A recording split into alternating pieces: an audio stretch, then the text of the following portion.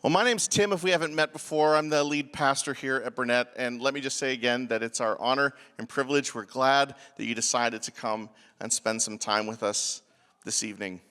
Congratulations. You're almost there, moms and dads.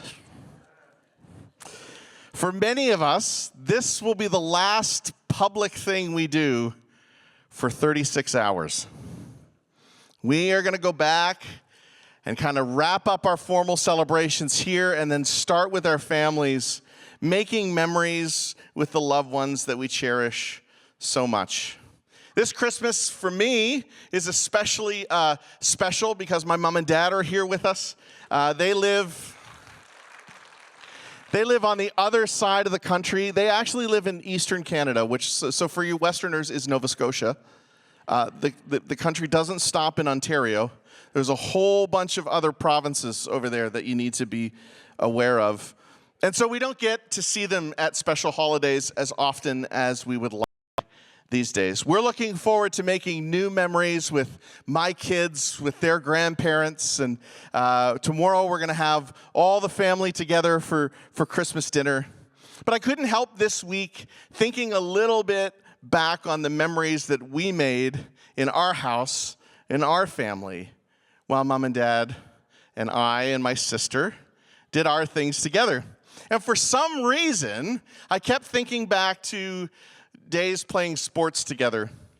My dad was one of my coaches when I was young, and then you know, the transportation to all my sporting events when I was older. I had this one friend I grew up with, and we played every season of every sport we ever played together. And so my dad and his dad would go and be in the stands for just about every game that we ever played.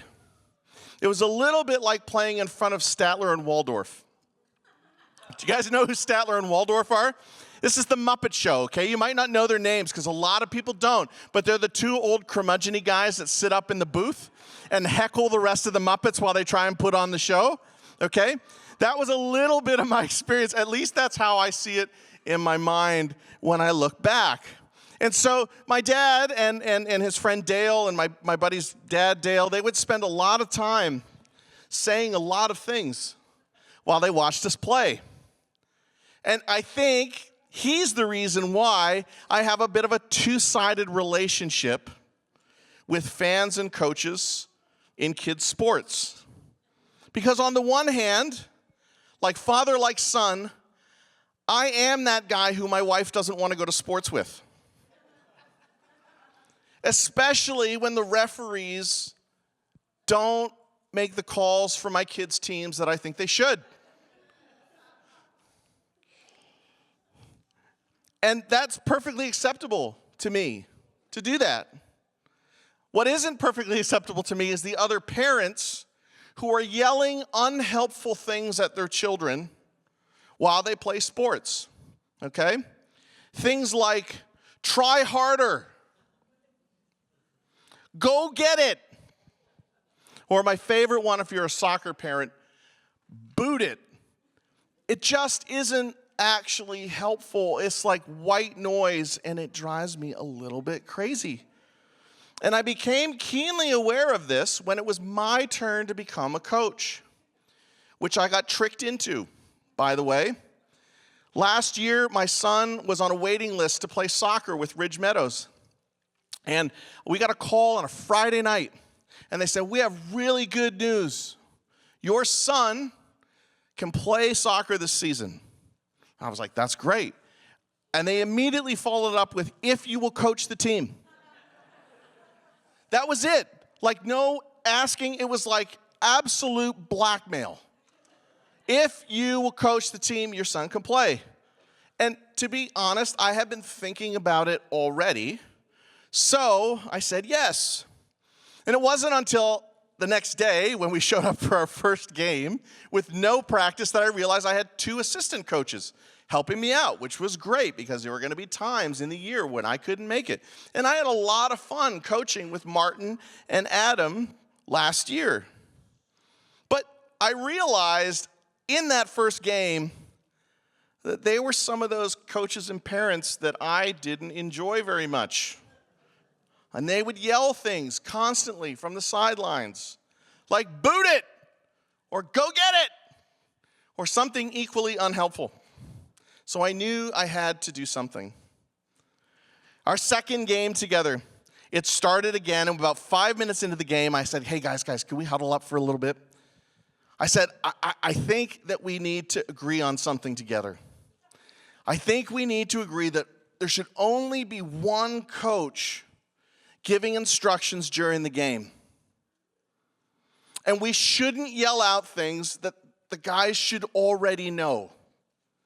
We should just give totally clear instructions.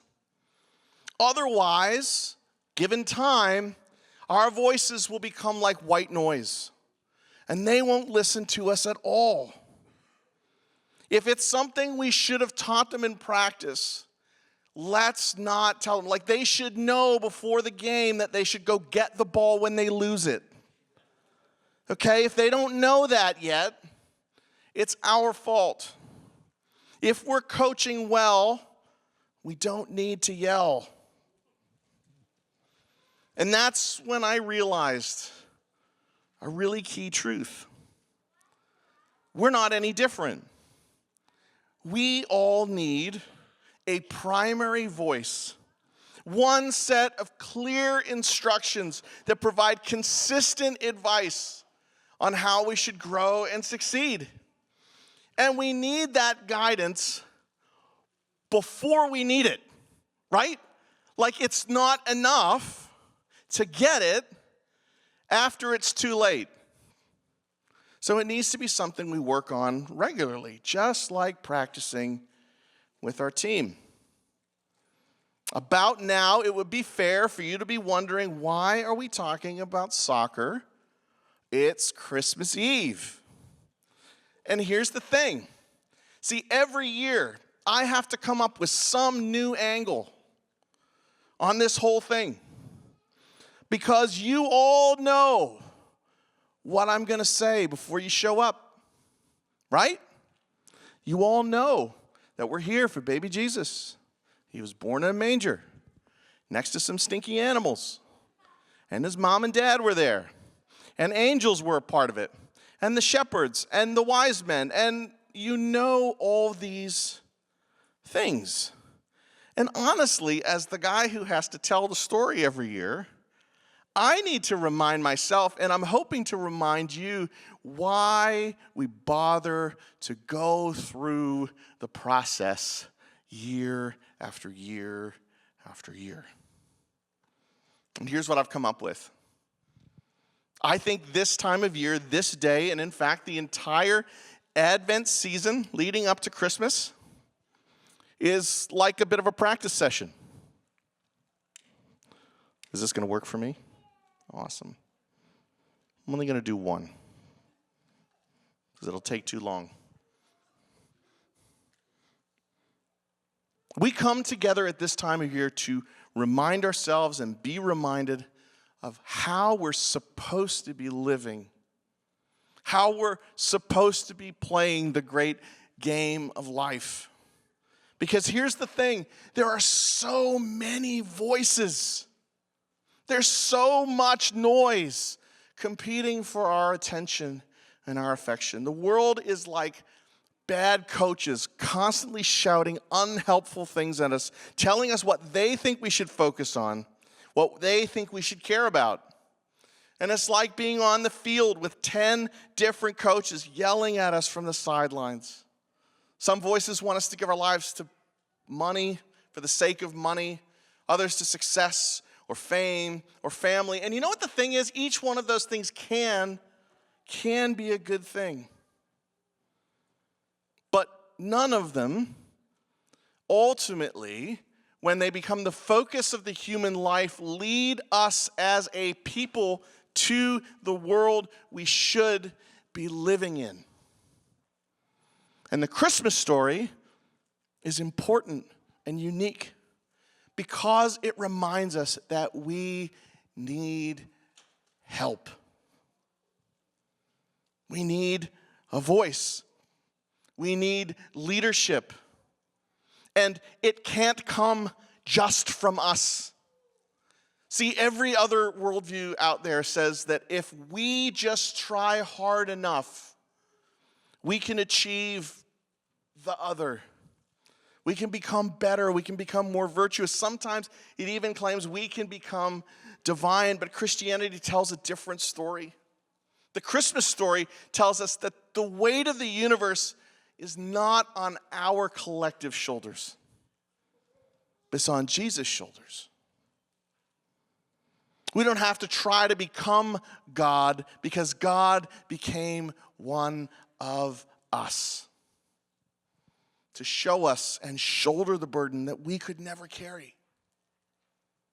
Jesus carrying that burden on our behalf is the great gift of Christmas. So life is not about striving to reach some sort of ethereal higher plane of existence. It's about learning to be human. The way that we were created to be, fully alive and fully connected with the God who made us and loves us. It's about God reaching down to us in the form of a fragile human baby and growing up to be the Holy One, the Son of Man, the one who lived so we could finally see life for what it was meant to be. Peace-filled, loving, empathetic and caring for the needs of others. Only then can we see the way forward. Only when it's shown to us. Only when it's spoken to us. Only then can we hear God's voice. If we're going to have a coach, he's the only one that we need.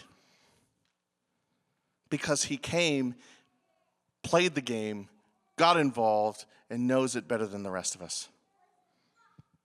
And so I think my job as a pastor year after year after year is a little like being a coach too, because I have to come up here and try to point you guys back to where you can find the most success. To where you could live the life that you were created to live, a life of meaning and purpose and love.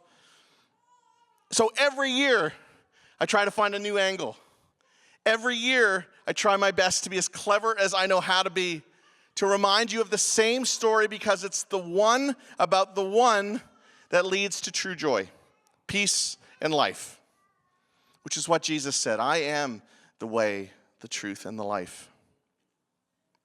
The Christmas story is the story of a God who is not far off, not distant, not yelling from the sidelines, but who made the choice to be with us. Even right here, even right now. And Jesus, God made flesh, came into our world as a little baby with all the vulnerability and beauty that brings. And he grew up, and he was one of us, and he lived among us, and he showed us what life could be and pointed us towards God's greatest design for humanity, the world as it should be. And so his voice is the one voice we need to hear above all the other voices shouting at us. The Christmas story tells us that God is with us. And so he's familiar with the mess of life. Comfortable right in the middle of the chaos. He isn't yelling from the sidelines. He's inviting you to practice a way of life with him, like him.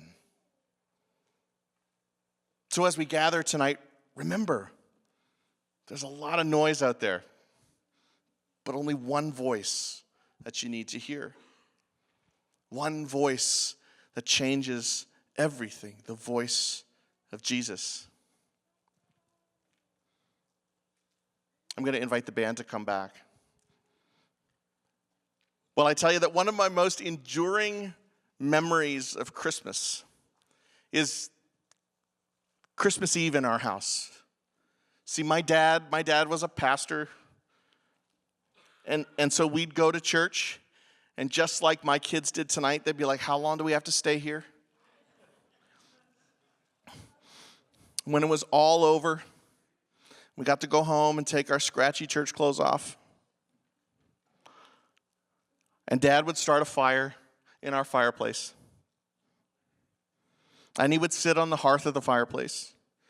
And he'd open his well-worn Bible and read from Luke chapter 2. In those days, Caesar Augustus issued a decree that a census should be taken of the entire Roman world. This was while Quirinius was governor of Syria. I love Quirinius. I don't know why. It's just a name I like to say. Quirinius was governor of Syria. And every year it was how our family stopped amongst all the noise and the chaos and the busyness and listened. Listened to his voice again.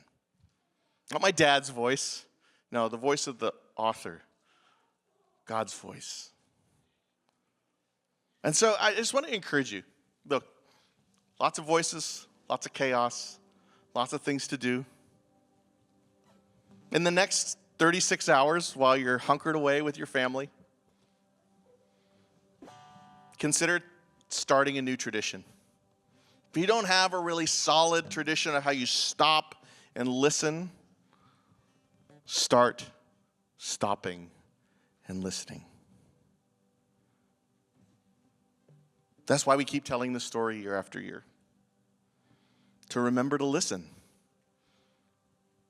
Remember to listen to the story not just about a baby born in a manger. The story of how the God of the universe entered our world to show us the way, to be the voice we needed to hear, the one that leads us to life. And we're going to finish our time together in the way you probably already expect, singing a couple of well-cherished Christmas songs that hopefully don't stop and start in weird places that throw you off. It was really good the first time. You were all there. It was so awesome. There are certain songs at this time of year. You know, like I'm not a traditionalist. You might not know that about me, but I'm not a traditionalist except at Christmas time. There are certain songs that I just need to hear. Certain songs that remind me to listen. So, as we sing these songs, look, you could do one of two things. You could go into autopilot because you know the words. You probably don't even have to look at the screen. You probably close your eyes and sing, "Oh, Holy Night," right? You can do that without seeing the words. There are lots of you here like that. Don't go on autopilot. This is a moment that you can actually use to listen for God's voice. These are holy moments. They're not just traditions, as good as traditions are, and they're not just family time, as good as family time is. The Spirit of God has come here to meet with you again this Christmas, just like he did in the form of Jesus that first Christmas. So, don't just sing from memory. Open up your hearts, will you? And receive him again as we sing.